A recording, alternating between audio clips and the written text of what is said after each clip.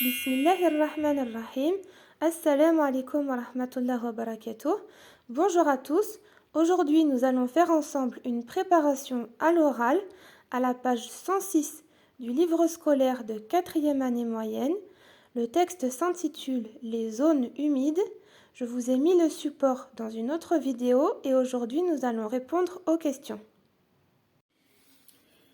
Alors, avant l'écoute, je dis ce que signifie l'expression la faune et la flore. Je lis les questions avant d'écouter le podcast. La faune signifie l'ensemble des animaux et la flore, l'ensemble des végétaux. Donc quand on parle de la faune et la flore, ça veut dire l'ensemble des animaux et des végétaux qui vivent dans un certain milieu. Alors, avant la première écoute, nous allons lire les premières questions. Première question. Quels sont les adjectifs utilisés par la narratrice dès le début du podcast? Deuxième question. Quel lieu qualifie-t-il? Troisième question. Qu'est-ce qui est transmis et conservé depuis des millions d'années dans ces lieux? Quatrième question. Pourquoi la narratrice dit que ces lieux sont importants? Et cinquième question. Quel engagement l'Algérie a-t-elle pris depuis son adhésion à la Convention de Ramsar? Alors maintenant, vous devez écouter la vidéo. Je l'ai postée dans une autre vidéo.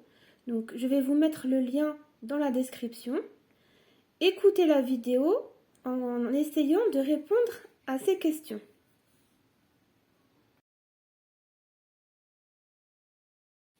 Alors, j'espère que vous avez écouté la vidéo et que vous avez trouvé les réponses. Maintenant, nous allons répondre ensemble. Quels sont les adjectifs utilisés par la narratrice dès le début du podcast? Les adjectifs utilisés par la narratrice dès le début du podcast sont impressionnante, stupéfiante, captivante. Deuxième question. Quel lieu qualifie-t-il? Il qualifie les zones humides. Troisième question. Qu'est-ce qui est transmis et conservé depuis des millions d'années dans ces lieux? Dans ces lieux, un patrimoine écologique est transmis et conservé depuis des millions d'années. Quatrième question. Pourquoi la narratrice dit-elle que ces lieux sont importants? Et la réponse est: la narratrice dit que ces lieux sont importants car ils abritent plus de 100 000 espèces d'eau douce et constituent un espace vital pour la nidification et la migration de plusieurs espèces d'oiseaux. Cinquième question. Quel engagement l'Algérie a-t-elle pris depuis son adhésion à la Convention de Ramsar? Depuis son adhésion à la Convention de Ramsar, l'Algérie s'est engagée à préserver ses zones humides. Et maintenant, avant d'écouter une deuxième fois le texte, je vais vous lire la deuxième série de questions. Premièrement, combien de zones humides d'importance internationale l'Algérie compte-t-elle? Deuxième question. Que dit l'intervenant à leur propos? Troisième question. Aujourd'hui, ces zones sont menacées. Quelles en sont les causes? Quatrième question. Ces zones rendent de grands services à l'homme. Quels sont-ils? Cinquième question. Pourquoi la narratrice évoque-t-elle les générations futures? Et maintenant, vous devez écouter une deuxième fois la vidéo en essayant de répondre à ces questions.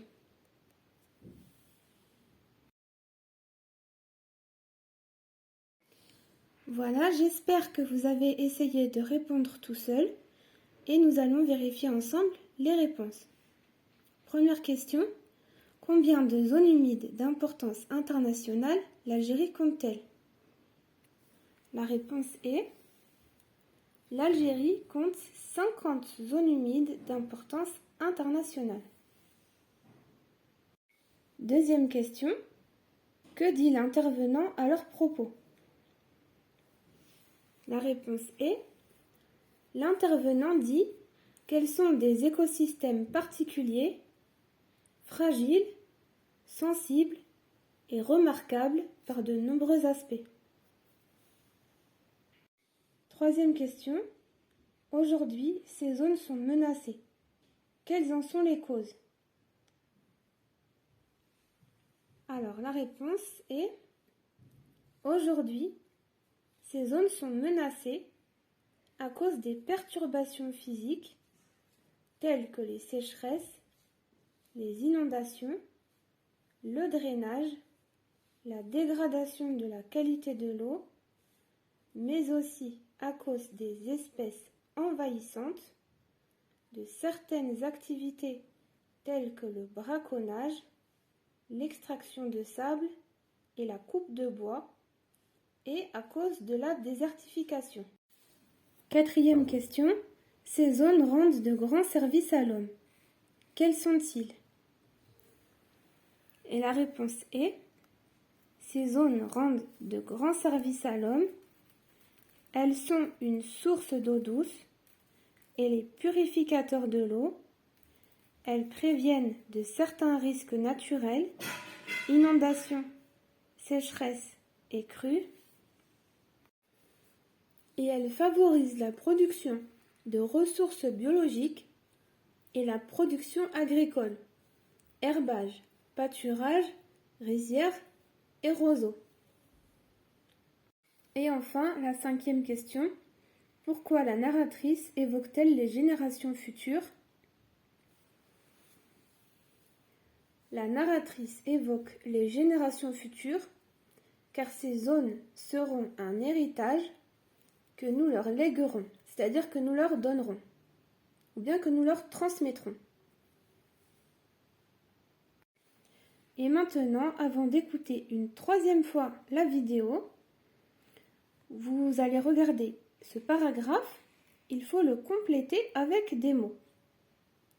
J'écoute une dernière fois le podcast, puis je complète le paragraphe avec aquatique, risque, douce, écologique, humide, purifiée, l'agriculture. Les zones sont un patrimoine très important. Elles servent par exemple à l'eau, à disposer d'eau, à développer et à prévenir certains naturels. Elles abritent également différentes espèces et d'oiseaux. Et maintenant, réécoutez le podcast et essayez de compléter le texte avec ces mots.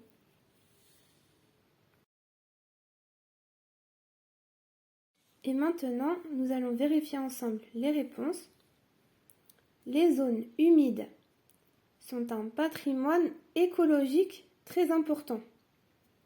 Elles servent par exemple à purifier l'eau, à disposer d'eau douce, à développer l'agriculture et à prévenir certains risques naturels. Elles abritent également différentes espèces aquatiques et d'oiseaux. Et enfin, j'exprime mon point de vue. D'après moi, les zones humides doivent être préservées car ici, il y a beaucoup de réponses possibles. Vous devez expliquer pourquoi on doit préserver les zones humides. Donc vous pouvez essayer de répondre tout seul. Je vous donne un exemple, mais c'est seulement un exemple.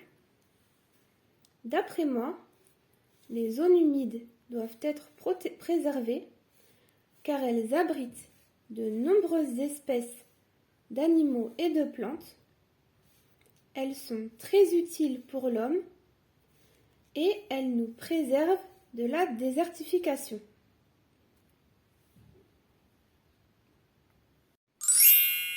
Voilà, merci d'avoir regardé cette vidéo et j'espère que ça va vous aider à mieux comprendre. Bon courage et à bientôt!